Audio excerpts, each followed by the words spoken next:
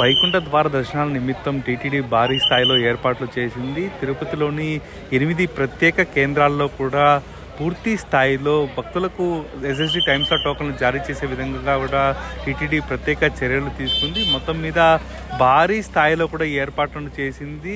వచ్చే భక్తులకు ఎలాంటి అసౌకర్యం కలగకుండా ప్రత్యేక ఏర్పాట్లు అయితే చేయడం జరిగింది. అయితే మొత్తం మీద ఉదయం నుంచి కూడా భారీ స్థాయిలో క్యూలైన్ల వద్దకు భక్తులు చేరుకున్న పరిస్థితి. ఇదే నేపథ్యంలోనే లోపలికి అనుమతించకుండా అక్కడే ఒక ముందస్తు చర్యలో భాగంగా క్యూలైన్లోకి అనుమతించకుండా ప్రత్యేకంగా ఏర్పాట్లు చేశారు. అయితే ఒక్కసారిగా క్యూలైన్లోకి అనుమతించిన సమయంలో తొక్కిసలాట ప్రారంభమైందని చెప్పుకోవాలి. ఎందుకంటే ఒక్కసారిగా అక్కడున్న వేలాది మంది భక్తులు క్యూలైన్లో ప్రవేశించి తమ టోకన్లు పొందే విధంగా కూడా అక్కడ ఎంతో ప్రయత్నాలు అయితే చేయడం జరిగింది. ఈ నేపథ్యంలోనే ఒకరిపై మరొకరు పడి తొక్కిసలాటకు గురైన పరిస్థితి కనిపిస్తుంది. దీంట్లోనే పలువురికి గాయాలైనట్టు కూడా మనకి ఇప్పటికే స్పష్టంగా తెలుస్తూ వస్తుంది. ఇప్పటికీ దాదాపుగా ఒక 5 నుంచి 10 మంది మేర రుయాసుపత్రుల్లో చికిత్స పొందుతున్న పరిస్థితి. దీంతో పాటుగా ఒక మహిళ కూడా మృతి చెందినట్టు కూడా మనకి అధికారులు వెల్లడిస్తున్న పరిస్థితి అయితే కనిపిస్తూ వస్తుంది. మొత్తం మీద దీనిపైన ఇప్పటికే టీటీడీ ఈఓ శ్యామలారావు అలాగే డిస్టిక్ కలెక్టర్ వెంకటేష్ ప్రత్యేకంగా రుయాసుపత్రికి చేరుకొని ఇక్కడ జరుగుతున్న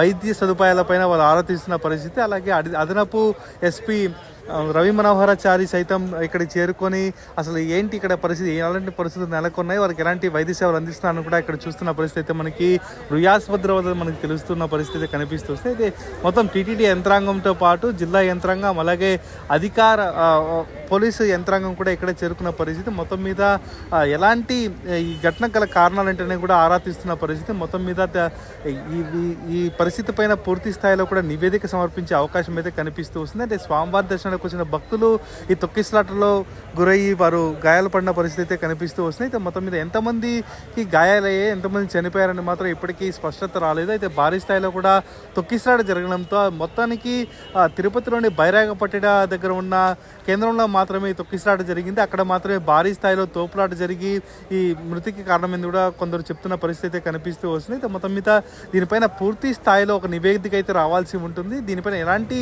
అధికారిక ప్రకటన అయితే ఇప్పటికీ వెలువడలేదు. అయితే ఇప్పుడు రుయాసుపత్రిలో ఉన్న టీటీడీ ఈవో మరి కొద్దిసేపట్లోనే మీడియాతో మాట్లాడే అవకాశం అయితే కనిపిస్తూ వస్తుంది. ఆయన మాట్లాడిన అనంతరం ఎవరికి గాయాలయ్యాలి, ఎలాంటి పరిస్థితి నెలకొంది, అసలు ఎందుకు తొక్కిసలాట జరిగే అంశం పైన ఆయన మాట్లాడే అవకాశం ఉంది. అనంతరం జిల్లా కలెక్టర్ కూడా దీనిపైన మాట్లాడే అవకాశం అయితే మెండుగా కనిపిస్తుంది. మొత్తం మీద ఈ ఘటన మాత్రం వైకుంఠ ఏకాదశి ముందు భక్తులకు ఒక చేదు వార్తగానే మనం చెప్పుకోవచ్చు. ఎందుకంటే ఒక భక్తుడు మృతి చెందడం మాత్రం ఎప్పుడు ఈ తొక్కిసలాట జరగలేదు. అయితే మొదటిసారిగా మృతి చెందడం మాత్రం గమనార్హంగా మనం చెప్పుకోవచ్చు. అయితే మొత్తం మీద ఎలాంటి చర్యలు చేపట్టబోతున్నారు, అసలు దీనికి సంబంధిత అధికారులపై ఎలాంటి చర్యలు తీసుకున్నారని మాత్రం మనం వేచి చూడాల్సిన పరిస్థితి ఉంటుంది.